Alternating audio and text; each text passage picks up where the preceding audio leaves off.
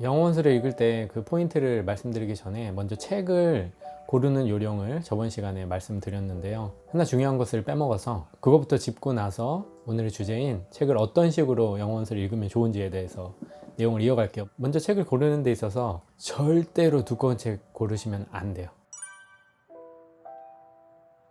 해리포터 같은 것도 솔직히 굉장히 두꺼운 책이고, 저번에 말씀드린 것처럼 저는 기본적으로 판타지는 좋아하지 않고, 왜냐? 거기서 나오는 대부분의 단어나 표현들은 우리 일상생활에서 토익 공부하는데, 토플 공부하는데, 수능 공부하는데 별로 거의 도움이 안 되는 단어들 투성, 표현들 투성이라서 그렇게 말씀드린 거고요. 물론 영어를 자기가 정말 잘한다고 생각해서 굳이 판타지에 관련된 내용이더라도 나한테 도움이 되겠다, 그런 분들을 읽으시면 괜찮겠죠. 근데 제가 말하는 거는 영어를 한국에서 학교에서 학원에서 공부하면서 틈틈이 뭐 회화 공부하면서 뭔가 이렇게 탄탄히 실력을 조금씩 쌓고 있는 입장에서 뭘 하나 공부하더라도 자기가 사용하는 영어에 있어서 도움이 되는 쪽으로 하면 좋은데, 영어도 자기가 원하는 수준에 한참 못 미치고 그쪽으로 가는 길에 있어서 별로 사용하지 않을 것 같은 단어를 굳이 밀어넣을 필요가 없다는 말이죠. 그 시간에 자기가 사용할 수 있는 단어를 많이 담고 있는 책이나 영화나 그런 매체들을 이용해서 공부를 하면 훨씬 더 도움이 될 테니까요.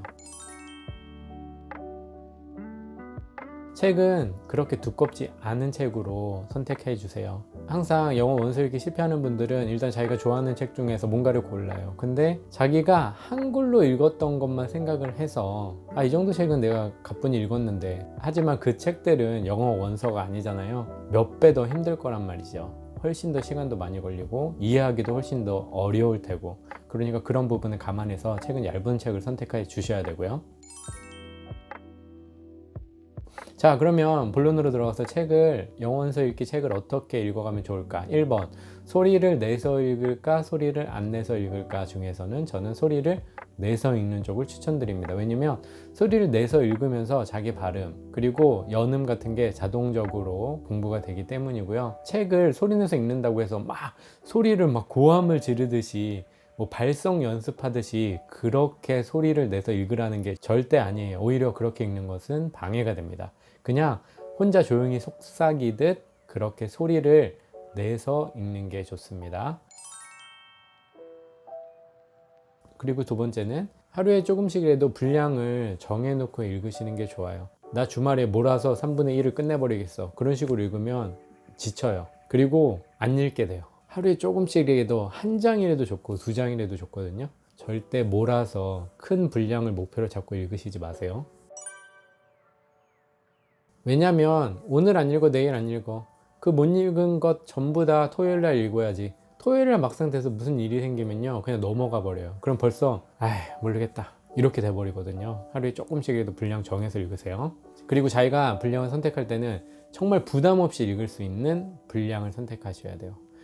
내가 꼭 일주일 안에 이 책을 끝내주겠어, 물론 그렇게 자기 의지가 강해서 진짜 죽어도 뭔가를 결정하면 할 수 있는, 끝내고야 마는 그런 의지의 한국인이라면 그렇게 하셔도 좋은데, 대부분은 이게 약간 공부 느낌이잖아요. 솔직히 말해서 한글 자기가 좋아하는 소설 읽는 것도 아니기 때문에 영어 원서 읽는 게 쉽지 않다는 것을 전제로 깔고 가셔야 되거든요. 그렇기 때문에 부담 없는 양을 정해서 꾸준히 매일매일, 되도록 매일매일.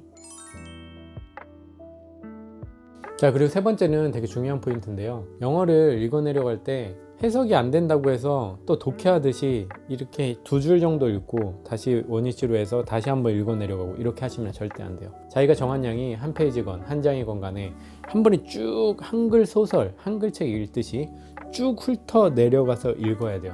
이해 안 된다고 다시 위로 넘어가고 다시 넘어가고 그렇게 하면 절대 안 돼요. 그렇게 하면 자기가 이 영어 원서 읽는 것 자체가 독해, 지문 읽는, 문제집 2장 푸는 것 같은 느낌이 되거든요. 절대 그렇게 읽으시면 안 되고 쑥 읽어 내려가셔야 돼요. 그렇게 읽어 내려가는 자기가 머릿속에 남는 내용이 하나도 없다, 그 책의 수준을 잘못 선택하신 겁니다. 쭉 읽어 내려갔을 때 자기가 구체적인 내용은, 구체적인 묘사 같은 표현까지도 정확히 이해를 할 수는 없을지라도 이 주인공이 자기가 사랑에 빠졌던 그 내용을 친구에게 전달하고 있구나 정도는 확실히 아셔야 돼요. 그런 정도의 내용 파악도 안 된다면 여러분이 선택한 책은 일단 여러분 수준에 맞지 않는 거예요. 무슨 말인지 아셨죠? 정리 다시 한번 할게요. 책을 고르려고 서점에 갔어요. 그래서 책을 원서를 집어 들었어요. 그래서 아무 페이지나 열었어요. 그리고 그 페이지를 한번 읽어봤어요. 쭉 읽어 내려갔어요. 근데 이 페이지에 무슨 내용이 담겨 있는지 정도는 아셔야 된다는 거죠. 이게 무슨 내용인지 전혀 이해가 잘 안 된다. 그 책은 여러분에게 맞지 않는 책입니다. 아셨죠? 그리고 다음은 이제 단어에 관련된 부분인데, 분명히 영어서를 읽을 때 모르는 단어들이 너무 많을 거예요. 그럼 일일이 그거 하나씩 밑줄 치어가면서 확인하고 뜻 달아가면서 읽으시는 분이 있어요. 절대 그렇게 읽어서 책 한 권 못 끝낼 거예요. 앞전에 제가 설명드린 그 내용들 안에 다 포함된 내용이긴 한데, 자기가 생각할 때 이 단어는 이 내용에서 핵심 내용이야. 근데 내가 이 단어를 모르겠어. 그런 것만 일단 체크하시는 거예요.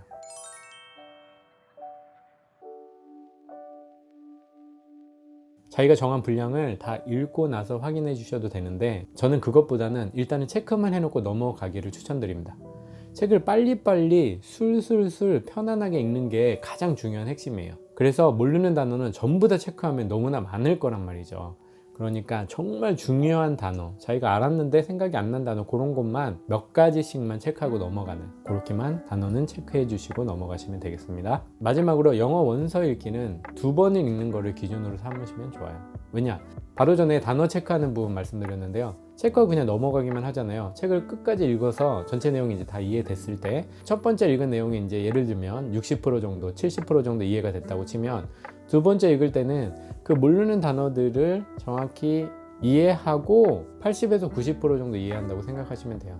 근데 두 번째 읽을 때도 그 단어 하나하나 체크된 거를 그때그때 찾아가면서 읽는 거 아니에요? 똑같아요. 정해진 분량 쑥 읽어 나가고, 오늘 두 장 읽기 했어. 그러면 2장 읽은 후에 그 단어들을 체크하고 그 단어가 들어있는 문장들을 한 번씩 정확하게 한번 보고 다음으로 넘어가는, 그런 방식으로 읽으시면 좋습니다. 오늘은 영어 원서 읽기 처음 도전하신 분들에게 책을 어떤 식으로 읽어가면 좋은지에 대한 말씀을 드렸는데요. 꼭 성공하시기 바랍니다.